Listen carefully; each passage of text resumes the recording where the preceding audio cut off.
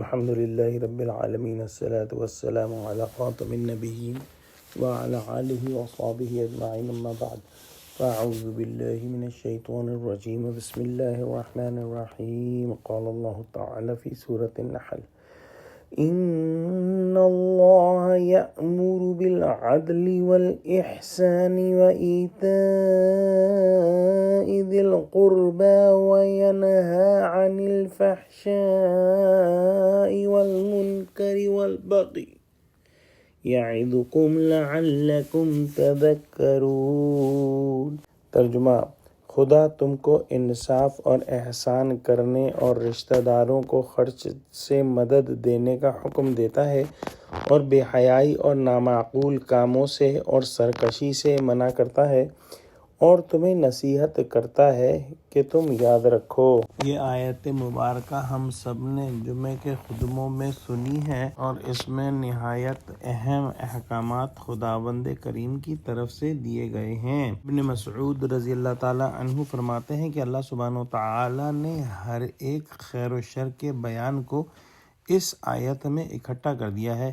گویا کوئی عقیدہ، خلق، نیت، عمل، معاملہ اچھا یا برا ایسا نہیں جو امراً و نہیاً اس کے تحت میں داخل نہ ہو گیا ہو۔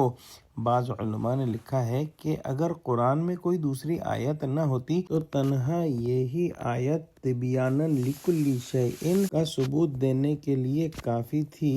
تبیاناً لکل شیء کا مفہوم یہ ہے کہ قرآن زندگی کے ہر پہلو کے بارے میں رہنمائی فراہم کرتا ہے، یعنی قرآن ہر چیز کو واضح طور پر بیان کرنے والا ہے، یعنی یہ ایک ایسی کتاب ہے جو مختلف امور، ہدایات اور اصولوں کو کھول کر سمجھا دیتی ہے۔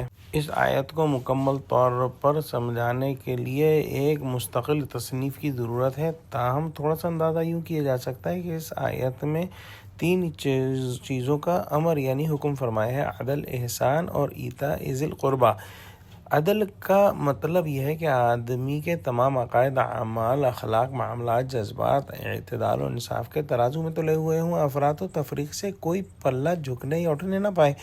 سخت سے سخت دشمن کے ساتھ بھی معاملہ یہی کرے کہ انصاف کا دامن ہاتھ سے نہ چھوٹے، اس کا ظاہر و باطن یکساں ہو، جو بات اپنے لیے پسند کرتا ہو اپنے بھائی کے لیے پسند کرے۔ احسان کا مطلب یہ ہے کہ انسان بذات خود نیکی اور بھلائی کا پیکر بن کر دوسروں کا بھی بھلا چاہے، مقام عدل و انصاف سے ذرا بلند کر فضل اور عفو یعنی معاف کرنا اور لطف و کرم اور رحم کی عادت اختیار کرے، فرض ادا کرنے کے بعد تطوعاً کی طرف قدم بڑھائے یعنی مزید نیکی کرے، انصاف کے ساتھ مروت کو جمع کرے اور یقین رکھے کہ جو کچھ بھلائی کرے گا اللہ سبحانہ وتعالی سے دیکھ رہا ہے اور اس کی ہر بھلائی کا صلہ مزید بھلائی سے ملے گا۔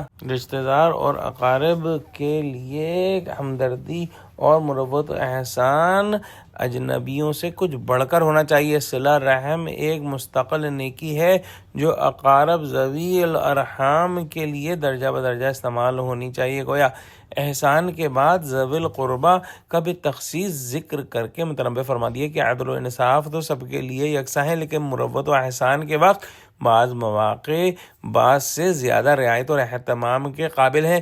فرق مراتب کو فراموش کرنا ایک طرح کی قدرت کے قائم کیے ہوئے قوانین کو بھلا دینا ہے۔ پھر منع بھی 3 چیزوں سے فرمایا: فحشاء، منکر اور بغی، کیونکہ انسان میں 3 قوتیں ہیں جن کے بے موقع اور غلط استعمال سے ساری خرابیاں اور برائیاں پیدا ہوتی ہیں۔ فحشاء سے مراد وہ بے حیائی کی باتیں ہیں جن کا منشا شہوت اور بہیمیت کی زیادتی سے ہوتا ہے۔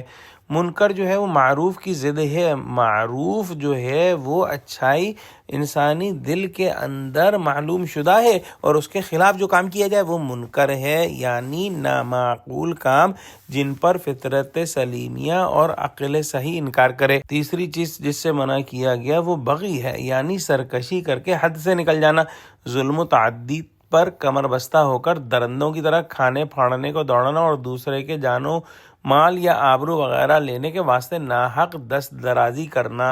یا اللہ ہم کو قرآن کا فہم عطا فرما، آمین۔ وآخر دعوانا ان الحمد للہ رب العالمین۔ السلام علیکم ورحمۃ اللہ وبرکاتہ۔